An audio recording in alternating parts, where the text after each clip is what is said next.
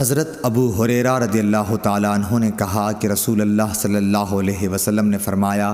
امام اس لیے ہے کہ اس کی پیروی کی جائے، اس لیے جب وہ تکبیر کہے تو تم بھی تکبیر کہو، جب وہ رکوع کرے تو تم بھی رکوع کرو، اور جب وہ سمع اللہ لمن حمدہ کہے تو تم ربنا ولک الحمد کہو، اور جب وہ سجدہ کرے تو تم بھی سجدہ کرو،